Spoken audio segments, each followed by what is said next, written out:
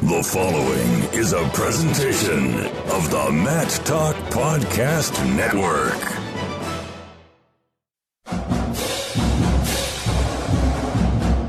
It's time for Inside Virginia Tech Wrestling.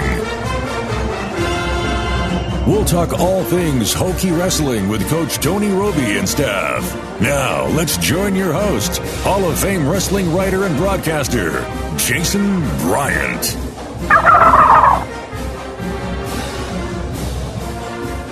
Another episode of Inside Virginia Tech Wrestling. Summer is here, summer's here, and one guy who can't quite go to the Jersey Shore as much as he would like is our guest today, David McFadden, two-time All-American for your Virginia Tech Hokies. Dave, man, what's up? What's been going on? Nothing, just finished up a workout. Thanks for having me. I'm excited to be back down in Blacksburg. So, taking the time back in Jersey, I mean, how much time did you spend at home before heading back to campus? Well, it's funny. So, Coach, after the trials, he gave us about 3 weeks off. And I was probably home for about 4 or 5 days because I was traveling, just, working with a bunch of camps, just kind of getting a bunch of training. And I hit the shore a little bit too. So, I wasn't home too much. I didn't really relax as much as I would have liked to, but I was still getting good workouts in, making some money, doing camps and stuff. So I had fun when I was back, I traveled. I went down to Alabama, actually. So I'd never been to Alabama. So that was kind of cool. And then I went to the Jersey Shore with Frank and Coach Roby and Mackay, and we did a camp down there. So it was fun. It's been fun just kind of traveling and, not really getting any downtime. It just kind of keeps me focused and just exploring pretty much. How did Roby deal with being around three Jersey guys in New Jersey? It was probably a culture shock for him, but I'm sure he had a good time with us. We make him laugh. I don't think he's ever been to the Jersey Shore, so we went out on the boat. Frank took us out on his cousin's boat, and Mackay actually caught his first bluefish, his first fish ever, and then Frank hooked Roby up with a bluefish, and we weren't even planning on going fishing, but we were out on the boat and we saw birds diving and luckily had a rod on the boat. So I think they had fun, I think Roby had a good time. Yeah, what size bluefish we talking here? Because I grew up, in Hampton, Newport News area, did a lot of fishing in Virginia Beach off the coast and the Chesapeake Bay and such. So sometimes we'll hit bluefish and they'll be smaller, and sometimes you hit the massive ones. I mean, what size were these things? Yeah, I mean, these were probably 3-4 pound blues. They weren't anything huge. I've gotten them where they've been 12 to 15 pounds, and they're pretty big and they fight really hard. But these were little 3 or 4 pounders. But those little blues, they put up a pretty good fight, and they're pretty cool. They're pretty fun to catch. So it was pretty cool to we were just casting some metal in the middle of birds, and I mean, they were hitting, so it was fun, and it was completely unintentional too, which was even better. We were just gonna go relax on the beach, and then next thing you know, there's a pack of birds diving, so we had to stop and cast. One thing I love about going fishing, even whether it's back home in the Chesapeake Bay or up here in a lake, is I'll just sit there and be my kids will be swimming in the lake or something, and oh, okay, here's a rod, I'll just cast over here. And if you're catching something, it's worth it. I mean, may not be keeping everything, but as long as you're hooking something, reeling it in, throwing it around, it's just even if it's a little sunfish here, it's at least you're keeping busy. That's a good thing I like about fishing. But as we talk about getting back to life in Blacksburg, even though I could talk about pork roll and the shore and the return of Jersey Shore on TV, which I don't think anybody wants to see. One thing I just realized looking back, this is the first time you've been on the program as an actual member of the Hokie wrestling program. The first time you appeared on the show was actually, believe it or not, 3 years ago when you were an incoming recruit. So we haven't even had a chance to talk to you about how you've acclimated to life coming into college. I mean, you got 2.5, 3 years in now. What's it been like for you in Blacksburg? Oh man, I think Blacksburg is the greatest place on earth. It's a really special place, and it's a really easy sell to get kids to come down here. Just outside of wrestling, just the campus, the facilities, the social life, like the people down here, they're just awesome. The support, like from Hokie Nation, is like, it's something really special. So, everyone comes in, I was I'm 8-9 hours away from home. So my freshman year, I got a little homesick here and there, but once I adjusted and, kind of figured things out, living on my own and just kind of, being away from home, because you grow up for 18 years and you're under the roof of your parents' house. So, it's nice being away from them. And then you're like, well, my mom can't do my laundry. So you kind of grow up and figure it out. But, these past 3 years here have been like just, the most amazing time in my life, just with like some really great people and, friends that I'll have forever. So I just love it down here. I want to hopefully after college, continue to hopefully join that CRTC and, help them grow. And because I don't think I'm moving back north anytime soon, since I've been in the South. It's a different way of living and it's awesome. You've taken to the sweet tea, huh? Yeah, I love sweet tea too. It's really tasty. Now, it's funny as far as the laundry goes. So did you know how to do laundry before you left Jersey, or is that something you had to learn like first week in school? No, I knew how to do that. I knew how to cook a little bit, but I like to think of myself as a pretty good cook now. Before it was just kind of cooking ramen and going to the dining halls. And then when I moved off campus, I had to, kind of figure out how to cook and live for myself. So I took cooking pretty seriously. So I try and make all my meals really cool. And I Snapchat all my meals so people know that they look good. So what drew that interest? Because I kind of did the same thing. When I moved on my own, when I moved out, you cook a little bit, like 3 or 4 things you cook. And then in college, when you're not an athlete, you eat a lot of crap food. I mean, a matter of fact, my roommates were athletes. They still ate a lot of crap food too. But getting on your own, I had like a bachelor chow, which was like a SpaghettiO surprise. I'd ground beef and like chop up some peppers and onions and throw them in a big thing of SpaghettiOs. I'm like, that's cuisine. And then I realized that was not the food. Like, if you're a single guy trying to impress potential dates, you're not going to make them SpaghettiO surprise. So I started binging on Chopped and Top Chef and things of that nature. So how did you get into the wanting to cook a little bit? Was it Top Chef or something like that?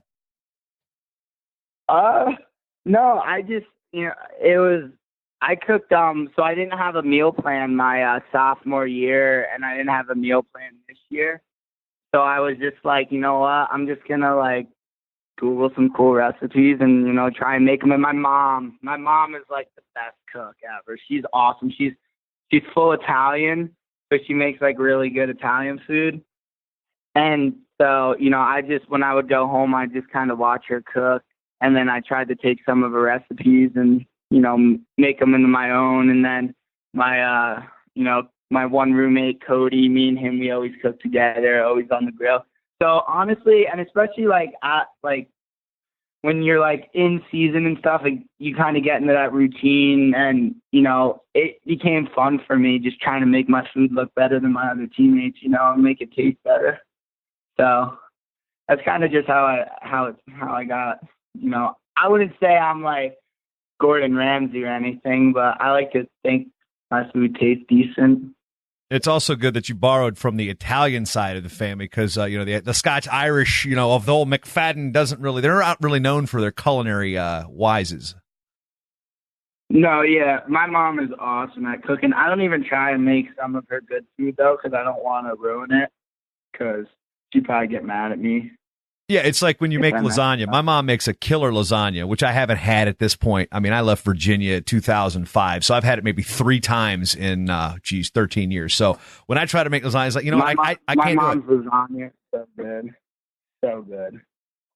Moving to, as much, dude, I will talk about food all day long. Let's just get that straight. But this show's about wrestling. So in terms of the summer, let's just backtrack before you got to the summer, finishing 5th at the NCAA championships.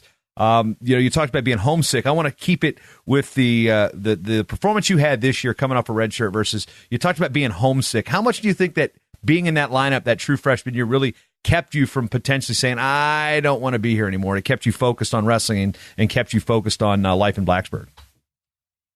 Yeah, I mean, when I say homesick, it's not like where I was like, oh my God, like this place, like what did I do? You know, it was just like, you know, you go through your stuff where, you know, every freshman deals with it, you know, especially like you go through, you know, you're not performing how you want to perform, and, you know, you're getting adjusted to school and stuff.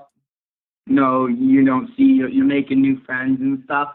But yeah, I think wrestling right out of the gate, I'm a kid who kind of loves to compete, you know, and I was pretty young. I mean, I was 18 years old as a freshman.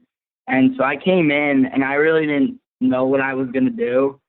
And looking back on it, I think it was obviously the best thing to do is wrestle me out of the gate, because, you know, I wasn't doing things like super right. You know, I thought I was going to redshirt. And then they're like, listen, like, you're the guy. And I'm like, okay. And I really just focused really hard on the season.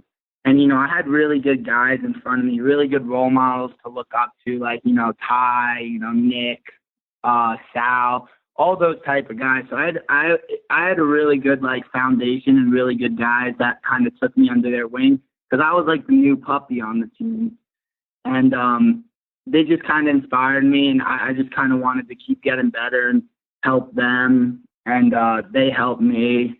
So, yeah, it kind of put me on the right track, and I just full throttled that season. And I had a lot of ups and downs. You know, I remember, I think I was 1-4 in ACC dual meets, and, you know, that was a pretty rough time. And I was like, well, you know, I want an All-American. You know, I want to be a national champ. I'm like, am I even going to make it out of my conference, you know? And then I kind of just peaked at the right time and had a really, really good tournament and helped the team to finish fourth. And, you know, it was a pretty awesome experience. So, yeah, I had some up and downs my freshman year, just like everyone does. But overall, it was a pretty special year. And, you know, it's part of growing up. You know, you're not going to live with your parents forever. I would hope not, right? Yeah, I wanted to get out at like 18. I was like, bye, I'm done. Yeah, I think my mom wanted me to stay a couple extra years, but I had business to take care of. I did do the whole like, hey, Dad, I graduated from ODU, and I'm like, I quit the newspaper. I'm like, I'm done with this. I didn't want to deal with this life anymore. I was like, hey, Dad, can I crash with you for a bit? And then sure enough, you know, 8 months later, I moved to Pennsylvania. But yeah, we can deal with that. It's part of life growing up. But one thing that I'm interested in regards to that true freshman year, that was in New York City. That was Madison Square Garden. It was the first trophy in school history. Being from New Jersey, there's that connection to New York City. No matter where you live in New Jersey, is that, you know, that's the city. What was it like wrestling in Madison Square Garden? It was awesome, and it was awesome just because, you know, I live about 35 minutes from the city, so it was really close. Like, my entire family could come watch me, and it was really special just because, you know, I've been to the city, and, you know, I've seen the city a bunch of times. And, you know, Madison Square Garden is just when you hear Madison Square Garden, like, you think like, oh my God, like, this place is the biggest place in the entire world, you know, in terms of in sports, you know, sports arenas. So it was awesome. And, you know, being a freshman too, and being like All-American there, and, you know, we won a team trophy when people said we weren't, and we beat out Iowa for 5th place when there was all that drama going on my freshman year. You know, it was kind of like just a really, really happy ending to a good freshman year. And just holding up that team trophy, it felt so good. And, you know, I didn't even realize how big, like, of a deal that was until I kind of finished my season, because I was all amped up. I'm like, oh, All-American, like, this is awesome, blah, blah, blah. And then, you know, now looking back on it as being part of history and part of a team that, you know, helped make history is pretty awesome. It's something that's going to be cemented in our program forever, you know. Then moving to your sophomore year, your red shirt, you got hurt. Yeah, obviously had to rehab and get some surgery on that. And sitting out that year with another great Hokie season. And then there was the situation where Coach Dresser left at the end of that year. And what was it like for you sitting out of competition, other than opens when you got back on the mat? I mean, how do you handle that type of stress that's going on and the drama that's going around the program, the uncertainty of who's going to lead us? I mean, we know we got Roby there as an interim coach, but what was that season like for you when all of that stuff unfolded towards the end of the year? It was really hard. I know it was hard on the team. It was really hard for me that year.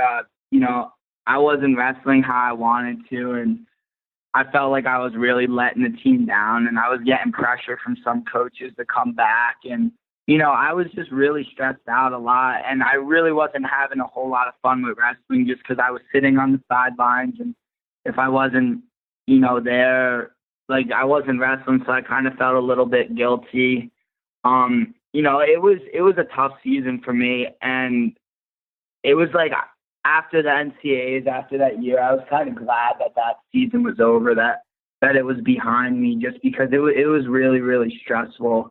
And I kind of just wasn't super happy wrestling just because I wasn't helping the team, and I felt like I was being a little selfish, but, I kind of knew what I had to do. And we had a really good wrestler there, who's one of my really good friends, Brigitte, and he was doing a really good job for us, and some of the coaches that they really wanted me. And I know the team probably wanted me out there, but they all had my back. And that's what makes Virginia Tech awesome. Like that team that year, I would talk to the guys, and, it was upsetting just because I'm like, I feel like I'm letting you guys down. Like I could come back now, even though I wasn't 100%. But I was like, I could give you guys a really good effort. And, maybe I could All-American that year. I don't know. I didn't wrestle in it. So, but, it was tough. But they all had my back, and they were just like, you have to do what's best for you at this point. And then the chaos at the end of the year, Coach Dresser leaving and Coach Roby taking the helm, it really wasn't as bad as you think it would be. Roby kind of took charge right away and kind of showed his leadership and kind of just led the team. And it wasn't really anything different. Nothing changed. It wasn't like Roby did something completely different for the last month of season. Since he was in charge, he kept the same, routine we were in, and the same game plan and the same strategies going in the NCAAs for the guys that were wrestling. And, my job at that point was just to help those guys get ready and then try and get myself ready for junior duels or junior trials. So yeah, but that was a little rough year for me. I didn't even have a great redshirt season in my eyes. I lost 2 matches that I probably should have won, and it's hard when you're redshirting and you're doing these opens, and your team has a dual meet that week and you're missing it, and that's all you're thinking about. Like, what if I was there? Like, I should be there. And I wasn't really focused on winning whatever opens I was doing, where I probably should have been, but my mind was elsewhere. Coming into this season, you're back in the lineup. You go into the national tournament undefeated. First of all, was there any pressure on you going in as the 2 seed undefeated? There was the knock on you that you didn't have to go through the Big Ten. You had kind of a light schedule, and that's through really no fault of your own. You wrestle who's in front of you. But, what's the mindset? What's the pressure like going in as an undefeated 2 seed? I didn't really have that much pressure because I still thought I was the underdog. There were, a total of 3 national championships in my way that I had to get through if I wanted to be the national champ.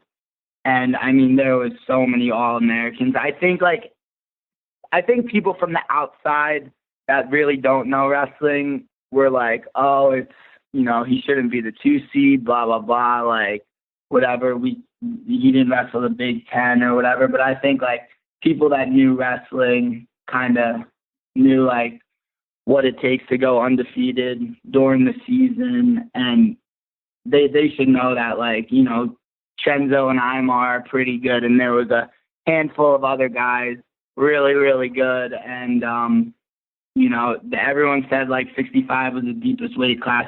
So I really didn't go in as any pressure. I was just taking it one match at a time, doing what I did. That stuff, when you hit the national tournament, I don't think that should be pressure because, every single match is going to be hard. I mean, everyone's good. there. So it wasn't really too much pressure on. I just kind of focused on myself. I kind of stayed off social media and didn't, because people were like chirping at me on Twitter and whatever, like Instagram and message boards. So I was just like, whatever, like I don't really care. And then, I just went out and wrestled and gave it my all.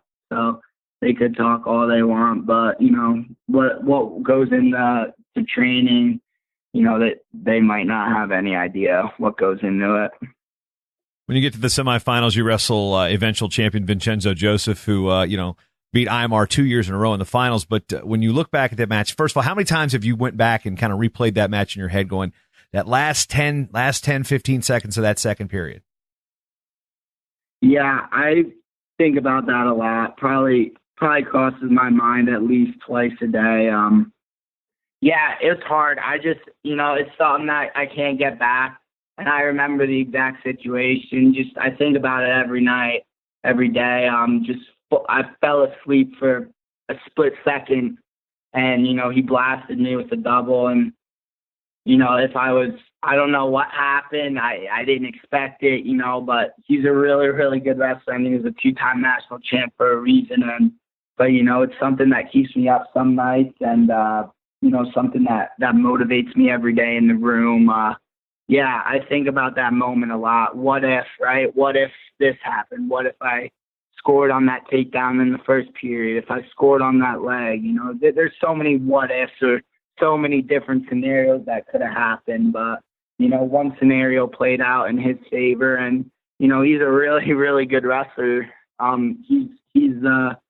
He holds the title in the weight class right now. So, my goal is to get that title. And, there's a lot of work to be done, which makes it even more exciting. What do you need to do in order to beat him? I mean, you did take another loss. We'll talk about that in a minute after you lost in the semifinals. But, what does Dave McFadden need to do to say, you know what, I'm realistically going to beat Vincenzo Joseph next season? Well, I mean, I'm right there, and it is, it's going to take a little more, just that little notch. And I think just really staying disciplined with my weight, staying disciplined with my lifestyle, and just coming in every day with a purpose and trying to learn and get better.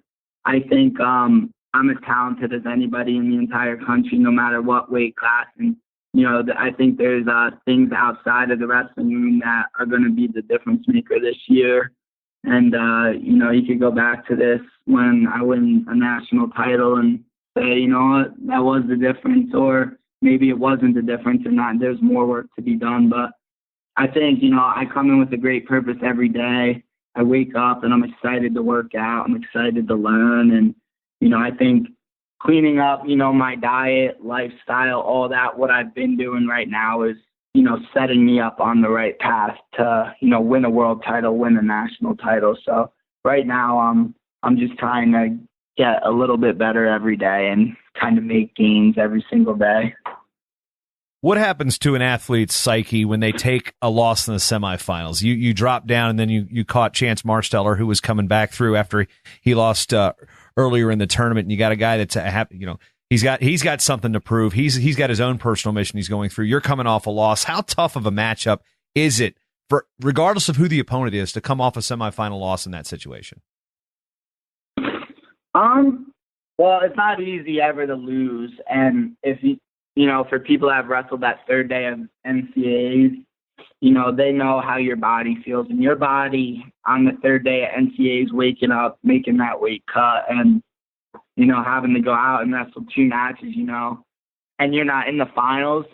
It's hard, when you work your goal the whole year is to win a national title, and, you fall short of that goal, and then you say, all right, next goal is third. And your body is just fatigued, it's tired, just hurt. It's tough, but that's what makes wrestlers so damn tough. Is, I mean, unless you wrestled that third day of NCAAs, you don't know how your body feels physically. I mean, I'm waking up and it's hard to get out of bed just because you're so sore, and you just gotta gut through it and just go. And yeah, he beat me, but I look back at that match and I really think I wrestled a really good match. I wrestled smart, and I wrestled hard for 7 minutes.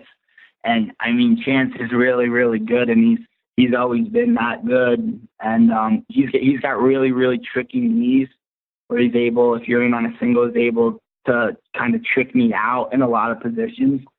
And I got in on 2 singles, and that's what he was able to do, trick me, and he scored from one of them. But overall, I thought I wrestled pretty good, and my focus, I really wanted to take third after that. And I think the 5th place match was even harder, because now it's like, wow, I'm wrestling for 5th or 6th. Like, what's the difference? But there is a difference. Frank came up to me right before that match, and he's like, you're going to win this match, and it's something you're going to look back. He's like, something you're going to look back on and say, wow, I toughed this match out. And against Marinelli, who's a really, really tough guy and can go hard for 7 minutes, you know, it was pretty, it's something I look back on, you know, this season. I'm like, wow, I toughed it out. I got the job done, and I took 5th, and I'm okay with that. Just how I performed after that loss. Marinelli's basically his MO is hand fight, heavy on the head, heavy on that. How heavy are his hands? He has really heavy hands. I'll give him that. You know, yeah, he'll hit you with some good clubs. He's a guy you can't really let hang on your head, or you'll get pretty tired. And that's kind of what happened when I wrestled him at trials.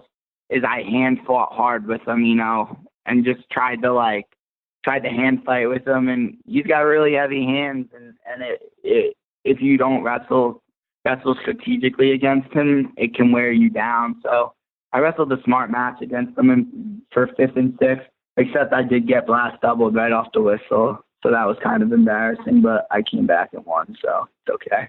Pull a little Jersey funk out there.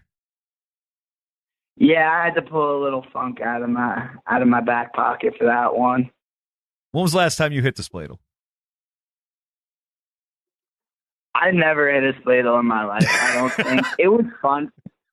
It was funny because, you know, it was like the 3rd period, so I was up 4-2, and if he got out within 30 seconds, it would have been 4-4 because he had a minute and a half of riding time.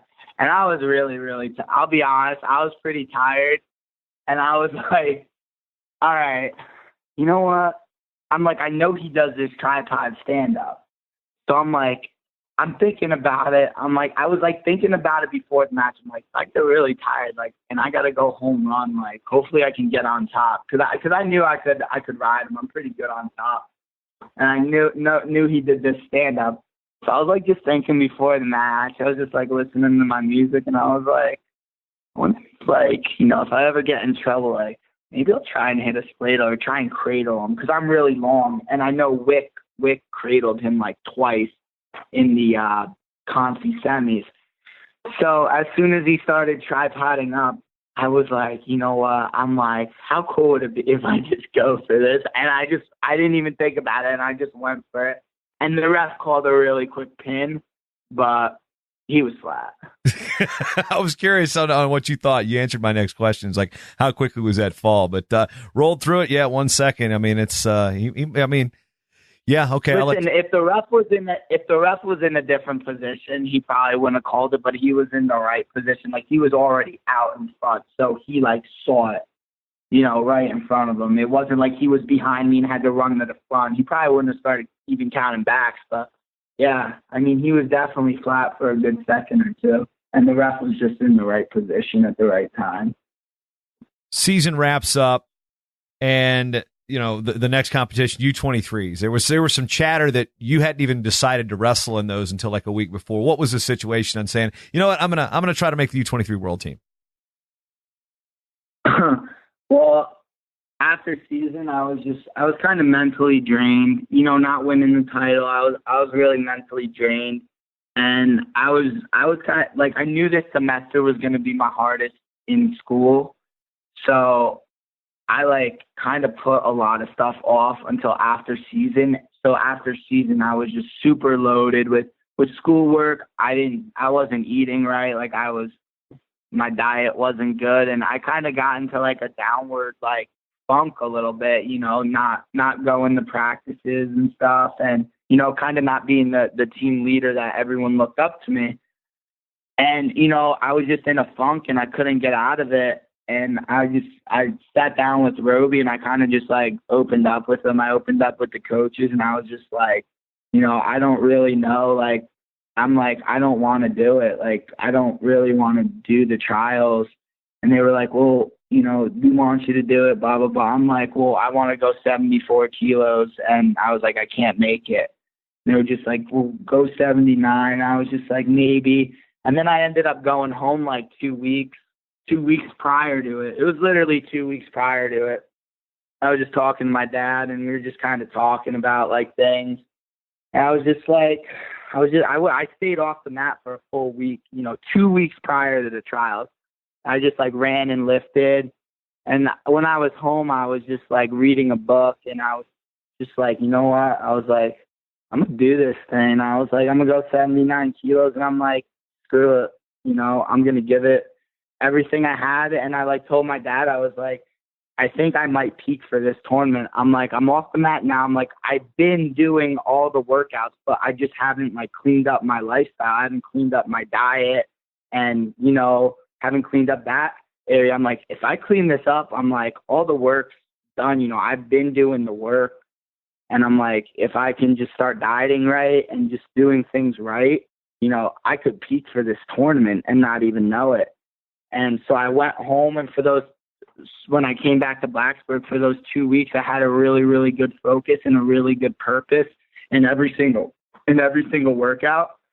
And I wrestled like, I guess I peaked at trials. And as the tournament went on, I started feeling better in every match.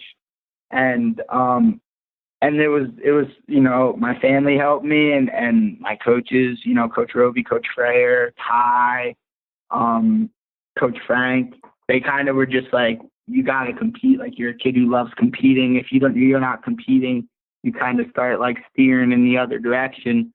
And, now I made the world team and going forward, my training has been so good and I'm so excited. Like every practice I come in, like, I just can't wait. Sometimes I have trouble sleeping because I'm so excited, to wake up at 8 a.m. for a workout in the morning now, rather than opposed to how I was after season when I'm staying up late at night and then I have a 8 a.m. workout and I'm really, really tired in the morning and I'm like snoozing my alarm until I really, really have to get up. But now I'm like waking up, every day I'm just trying to have a purpose moving forward. And, I'm just super excited, for the training that's going to happen and, these opportunities, the doors that are going to open up for me. You're pretty decent in freestyle coming out of high school. I mean, you wrestled on the raised platform there in Fargo, finishing second. Yeah. And when you look at moving into the freestyle world during your enrollment in college, I mean, how is the Southeast Regional Training Center and having guys like Freyer and Molinaro around and Tyler Graff that have that real international experience helped you and the other guys on the team, prep for something like the UWW juniors or the U23s? Yeah, well, I could tell you if it wasn't for those guys, I don't think Ty would be on a national team. I don't think me or Makai would have made the world team. Coach Freyer, especially put so much time into us. Coach Frank put so much time. Coach Roby. Coach Roby isn't the greatest freestyle wrestler, but, he's always there. He's always there trying to help. And, Freyer and Frank are the guys with the really, really, gifted freestyle background. They're both Olympians. And that's why, I really think, besides being great people, I think, one of Roby's visions was to grow this SERTC, and he knows he needs to get guys with freestyle backgrounds in order for the SERTC to grow. And Coach Frank and Coach Freyer are so knowledgeable, and they put so much time into us, and they really care about us. And yeah, it's just like watching those guys, teach and watching like Ty wrestle and Graff wrestle, kind of inspired me to just, I was like, I need to get my shit together. And I'm like, let's go do this thing. But yeah, and the SERTC is awesome. It just allows, allows guys, like better guys, to get involved in our room. And, it allows guys to come in, for maybe even like a week at a time and train with us. So we got a pretty good thing going down here.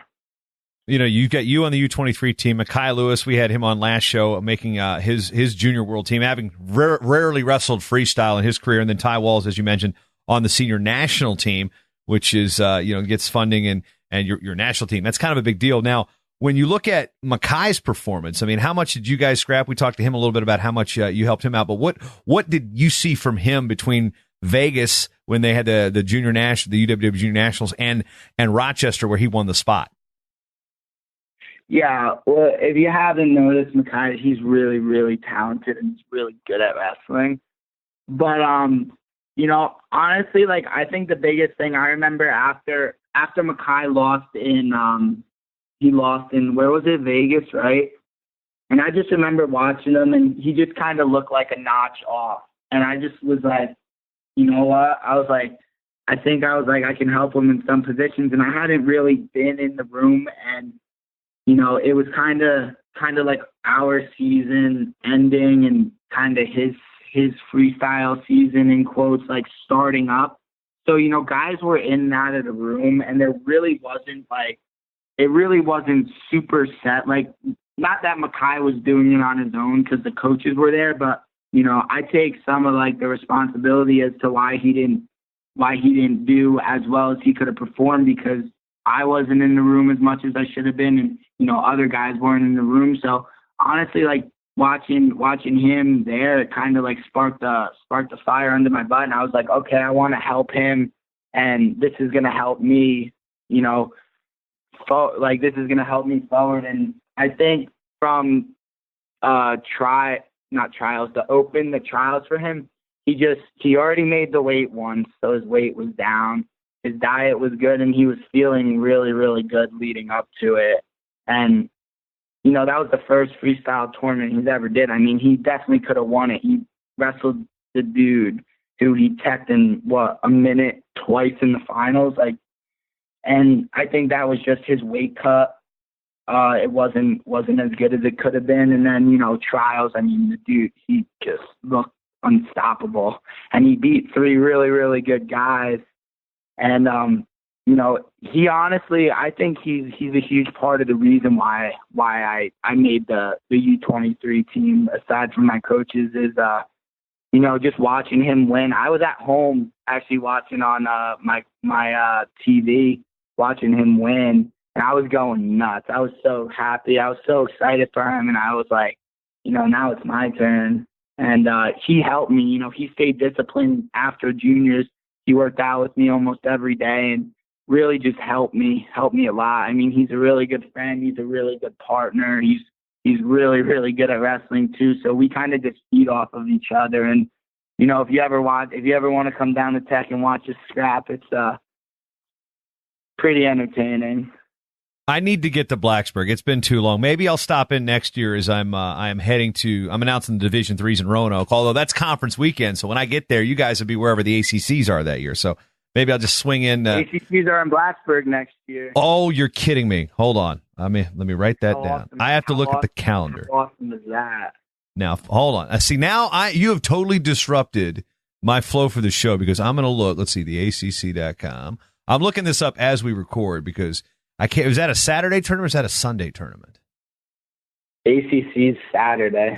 See, I got Division IIIs in Roanoke. Now, if they somehow talk them into moving it to Sunday, then I can drive up there and check it out. But, man, that's just, oh, man. Now you've got my gears turning. The Big Tens are like my backyard. I'm like, can I fly back home and see the Big Tens? Because I've never covered a Big Ten tournament in my life. And it's like, man, David McFadden, you have complicated my day, sir. Anyway, as we move forward, I want to ask you, I asked Mekhi what he knows about Slovakia. He said basically that was in Europe. That was the extent of it. What do you know about Bucharest, Romania? I'm really bad at geography. So honestly, I don't even know where it is on a map. And I have no idea about I don't know how long my flight is. I should probably look that up. I don't know what the food situation's like. If I have to bring like towels or something, are they going to have towels for me? I don't really know anything about it. I just know that it's in Romania. I'll say this. I mean, I've been to Hungary, which is not like, it's a border country. And I mean, culturally, there's some similarities, but, you know, the Eastern European food, once you make the weight, I think you're going to be very happy with the situation. But yeah, I've never been there. I don't know if I'm going to be there or not. But that's one thing. Bucharest is like, people confuse it with Budapest, which is in Hungary. Bucharest in Romania. But I understand it's a pretty beautiful place. So I guess if I make it out there, we can figure that out at the same time. So when you look at the makeup of the Southeast Regional Training Center and preparing you guys for this, now, what is the training going to be like between now? I mean, this event's later in the year. It creeps into the college season. How are you going to manage that with the training? You and Mackay both. His World Championships are a little bit before yours, so yours is going to be creeping into the season. I mean, has there been any discussions on how you guys are going to handle that? A little bit, but you know, me and Coach Roby talked briefly about it, and he just wants me to really focus on Worlds right now because I think he really believes in me and believes that, you know, I have a shot, an opportunity to bring a gold medal back to Blacksburg, which is really exciting. And, you know, Ty brought back a bronze medal last year. So, you know, I think he really wants me to just focus on the Worlds, and then we'll kind of worry about it. You know, we haven't really even talked about the season so much. He kind of just was like, you know, me and Mackay are both kind of in between weights, what we're going to do. But I think right now we're pretty set on 65 and 57, me and him. So spoiler alert for, you know, I know a lot of people are wondering what's going to happen, but as of now, you know, me and Mackay, we've talked about it because, you know, we both know the situation. We both know that, you know, we both have really good opportunities to win a national title next year and do really big things for this program. So, you know, which is one thing. So Mackay competes in September, I think. So, you know, if he starts the season out at 65 or something, and he stays, then, you know, maybe I'll go 74, or if he goes down 57, you know, then I'm going to need time to get down after the Worlds because it's 79 kilos, which is 174. So going forward, it's really not super discussed. Nothing set in stone. It's just we're just going to be, me and Mackay are going to be training freestyle, and, you know, that's what's awesome about the SERTC is we, you know, we're a regional training center now, so we have guys that are competing freestyle all year round. So we have partners, and we have the coaches for it, and it's real exciting stuff. Circling back, we talked about food for a little bit at the beginning of this episode. Now, I do want to go back and know, what is your favorite food spot in Blacksburg? Because if I'm going to be driving through there somehow for the ACCs, I know my go-tos in that area are McAdoo's, but it's been years since I've been to Blacksburg. So you know, fill me in. Where should I go eat in Blacksburg? Honestly, it depends what you're looking for. I think the best barbecue place in Blacksburg is Bull and Bones, but my overall favorite place probably it's like, hey, where do you guys want to go eat tonight? I think everyone would agree that it's probably PK's. I really love PK's a lot. I think they got the best bang for your buck and the best food. It's like kind of like bar food, but it's better. It's good. And their wings are awesome. I believe the last time I was in PK's, let me just make sure. This is definitely the place. I just had to Google it real quick to make sure I didn't confuse that with Hokie House. Yeah, the last, you know what? That's probably a show. Hokie House has good wings too. I'm not necessarily going to tell you about what Tom Long did the last time me and him were at PK's. Probably, 15 years ago. That's another story, another time, Hokie Nation. But for now, Dave McFadden, how are you going to wrap up this episode? And you know, what can we look forward to from you this summer?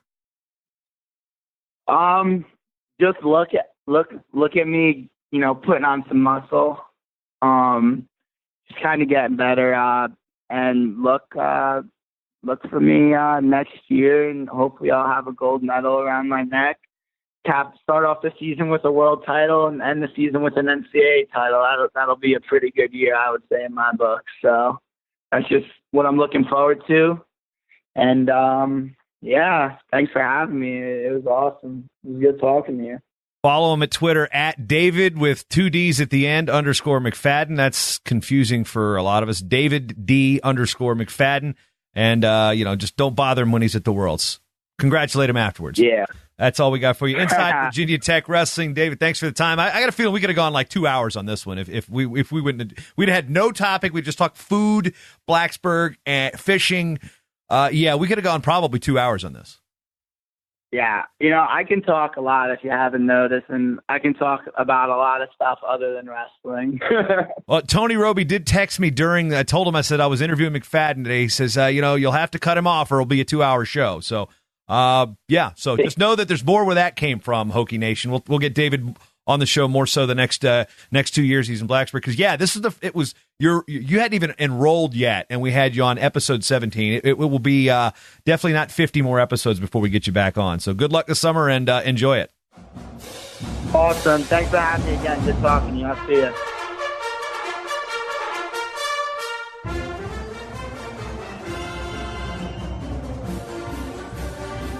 Hokie fans, listen to Inside Virginia Tech Wrestling anywhere you go by subscribing on Apple Podcasts. Go to InsideVirginiaTechWrestling.com/iTunes, or you can get the exclusive Android or iOS apps by going to InsideVirginiaTechWrestling.com.